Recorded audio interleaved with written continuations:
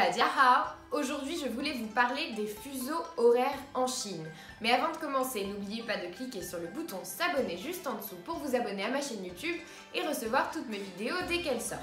On commence tout de suite. Alors, comme vous le savez peut-être, il n'y a qu'un seul fuseau horaire en Chine. Et c'est assez contradictoire car le territoire fait 9 597 000 km² et il devrait donc y avoir 5 fuseaux horaires en tout en Chine, dû à la grandeur de ce territoire, tout comme ça peut être le cas par exemple aux États-Unis où il y a 4 fuseaux horaires différents. Cela fait que lors de la cérémonie du lever du drapeau tous les matins sur la place Tiananmen à Beijing, il y a encore des provinces qui sont complètement dans l'obscurité et où le jour ne s'est pas encore levé, et des provinces au contraire où le soleil est levé depuis bien longtemps.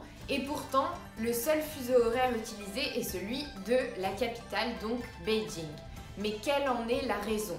Eh bien en fait, c'était Mao, évidemment, qui avait voulu unifier la Chine et qui avait pensé que ce serait mieux pour l'unification nationale d'avoir un seul fuseau horaire afin que tout le monde ait les mêmes horaires de travail et que cela unifie un peu plus le pays.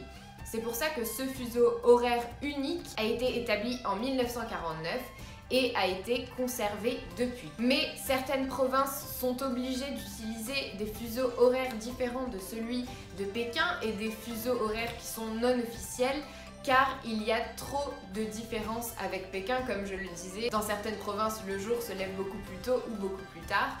Donc des fuseaux horaires non officiels sont utilisés. Et pour les agriculteurs, évidemment, ils vivent au rythme du soleil, donc ils n'ont pas forcément les mêmes horaires que Pékin. Voilà, c'est tout ce que je voulais vous dire dans cette vidéo. J'espère que ça vous a plu. Si c'est le cas, n'hésitez pas à aimer cette vidéo, partagez-la, commentez-la pour me dire si vous saviez qu'il n'y avait qu'un seul fuseau horaire en Chine. Et n'hésitez pas à vous abonner à ma chaîne YouTube et à récupérer en description de cette vidéo votre heure de formation gratuite en chinois. Et moi je vous dis à bientôt pour une autre vidéo.